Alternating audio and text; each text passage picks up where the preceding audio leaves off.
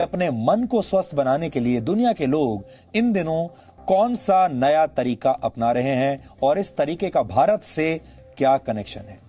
अपने मन को स्वस्थ रखने के लिए अब आपको मनोवैज्ञानिकों के पास नहीं बल्कि गाय के पास जाना चाहिए। हालांकि हमारे यहां यह फॉर्मूला बहुत पुराना है, लेकिन आप तो जानते ही हैं, हमारे देश में हमारे पास जो मौजूद है हमने कभी उसका महत्व समझा नहीं है। यानी आपको अपने घर के आसपास की किसी गौशाला या किसी फार्म पर जाकर एक गाय को गले लगाना है और ऐसा करके आप अपने मन से उदासी या डिप्रेशन या स्ट्रेस को दूर कर सकते हैं। विदेशों में यह ट्रेंड बहुत लोकप्रिय हो रहा है आजकल और वहां इसे काउ कडलिंग के नाम से जाना जाता है, यानी गाय को गले लगाना। अमेरिका में कई डेयरी फार्म्स लोगों को काउ कडलिंग की सेवाएं आजकल दे रहे हैं और लोग वहां आते हैं दूर दूर से इन गायों को गले लगाने के लिए। गायों को गले से लगाने की सुविधा देने वाले फार्म मालिकों के मुताबिक गाय का हार्ट रेट इंसानों के मुकाबले थोड़ा कम होता है और उनके शरीर का तापमान थोड़ा ज्यादा होता है इंसानों से। ऐसे में जब कोई इंसान गाय को गले लगाता है तो ये दोनों ही स्थितियां उसके दिमाग को रिलैक्स कर देती हैं। मेडिटेशन यानी ध्यान के दौरान भी दिल की धड़कन धीमी हो जाती है और ऐसा ही गाय को प्यार से छूने या उसके साथ खेलने के दौरान भी होता है। मनोवैज्ञानिकों के मुताबिक गाय के साथ समय बिताने से आपका आत्मविश्वास बढ़ता है और मन में छिपे हुए डर भी दूर हो जाते हैं। अमेरिका में लोग 90 मिनट की इस थेरेपी के लिए करीब 22,000 रुपए तक चुका रहे हैं। 90 मिनट की यह थेरेपी जिसमें गाय को गले लगाना है, इसके लिए अमेरिका में लोग 22,000 रुपए तक देने को तैयार हैं, दे भी रहे हैं। यूरोप और अमेरिका में यह थेरेपी निराश और एंजाइटी के शिकार लोगों की बहुत मदद कर रही है। स्विट्जरलैंड और नेदरलैंड्स में 3 घंटे तक काउ कडलिंग के लिए लोग लगभग 4,000 रुपए चुका रहे हैं और वहां इस प्रक्रिया को एक खास नाम दिया गया है जिसे कहते हैं काउम्युनिकेशन। आपने सुना होगा, अंग्रेजी का नाम है कम्युनिकेशन।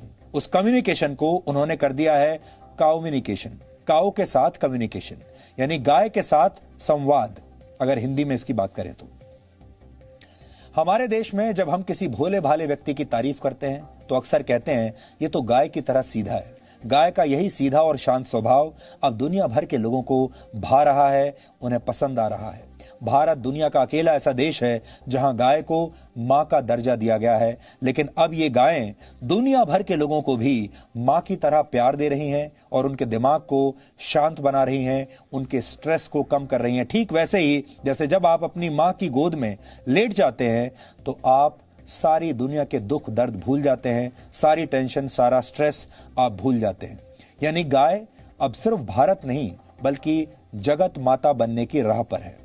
हमने गाय की इन ममता भरी तस्वीरों के आधार पर आज आपके लिए एक बहुत ही स्पेशल रिपोर्ट बहुत प्यार से तैयार की है जो आज आपका दिन बना देगी। इसे देखकर आपको भी गाय के साथ समय बिताने और अपने जीवन से नकारात्मक विचारों को दूर करने में बहुत मदद मिलेगी। आप चाहें तो इस वीकेंड पर खुद काउ कडलिंग का एक रियलिटी चेक कर सकते हैं, खुद करके आप देख लीजिए। गाय को प्रेम करके खुद को स्वस्थ बनाने का जिक्र भारतीय चिकित्सा पद्धति में कई बार आता है, लेकिन यह प्रक्रिया विदेशों में जाकर तो काउ कडलिंग बन जाती है, जबकि हमारे देश में हम ही लोग इसे कोई महत्व नहीं देना चाहते। इसलिए गाय के महत्व को समझने के लिए आपको उसके आर्थिक पक्ष को भी आज समझना होगा। आप इसे काउनोमिक्स यानी गाय का अर्थशास्त्र भी कह सकते हैं। वर्ष 2012 में किए गए लाइव स्टॉक सेंसस के मुताबिक भारत में कृषि के लिए इस्तेमाल होने वाले जानवरों की संख्या लगभग 51 करोड़ थी और इनमें से 11 करोड़ गाय हैं। भारत दूध का उत्पादन करने वाला दुनिया का सबसे बड़ा देश है। एक अनुमान के मुताबिक भारत में दूध का उद्योग 6 लाख करोड़ रुपए से भी ज्यादा का है। इसलिए आर्थिक नजरिए से गाय को सबसे फायदेमंद पशुओं में से एक माना गया है। गाय का दूध ही नहीं बल्कि उसका गोबर और गौमूत्र भी आर्थिक तरक्की के दरवाजे किसी के लिए भी खोल सकता है। गायों से हर वर्ष 10 करोड़ टन गोबर हासिल होता है जिसका इस्तेमाल ईंधन के तौर पर किया जाता है। इसकी कीमत 5,000 करोड़ रुपए आंकी गई है। ईंधन के तौर पर गोबर का इस्तेमाल करने से हर वर्ष 5 करोड़ टन लकड़ी की बचत होती है। रासायनिक खाद के मुकाबले गोबर से बनी प्राकृतिक खाद खेतों के लिए बेहतर होती है और इससे फसल भी अच्छी होती है। अर्थशास्त्र के बाद अब गाय के समाज शास्त्र को भी समझिए। ऋग्वेद में गाय को देवी की संज्ञा दी गई है। वैदिक शास्त्रों में किसी भी जानवर के मुकाबले गाय का जिक्र सबसे ज्यादा बार आता है। गाय से प्राप्त होने वाले दूध, घी, दही, गौमूत्र और गोबर को आयुर्वेद में पंचगव्य कहा जाता है, जिनका इस्तेमाल पूजा पाठ में भी होता है। वैज्ञानिक रिसर्च में भी यह साबित हुआ है कि गाय के दूध का सेवन करके कई रोगों का इलाज किया जाता है और आज भी बड़े बड़े शहरों में लोग गायों का दूध मुंह मांगी कीमत पर खरीदते हैं। गाय के दूध में प्रोटीन, कार्बोहाइड्रेट्स, मिनरल्स और विटामिन डी होता है। यह रोग प्रतिरोधक क्षमता को बढ़ाता है और लोगों को मानसिक तौर पर भी बहुत मजबूत करता है। यानी आपके शरीर को भी मजबूती देता है और आपके मन को भी मजबूती देता है। कुल मिलाकर गाय पर भले ही हमारे देश में अक्सर राजनीति होती रही है, लेकिन गाय का दूध, गोबर और गौमूत्र समाज के काम आता है। यानी गाय आर्थिक और सामाजिक तौर पर देश के लिए एक कामधेनु जैसी है। राष्ट्रपिता महात्मा गांधी ने एक बार कहा था कि हमें गायों को मारना नहीं चाहिए, बल्कि उनका रक्षक और दोस्त बनना चाहिए। गांधी जी ये भी मानते थे कि गौ रक्षा हिंदू धर्म की तरफ से विश्व को दिया गया सबसे बड़ा तोहफा है। और बाल गंगाधर तिलक ने तो एक बार यहां तक कहा था कि जरूरत पड़े तो उन्हें मार दें, लेकिन गायों को छोड़ दिया जाए। यानी गायों के लिए वो अपनी खुद की जान देने के लिए भी तैयार थे।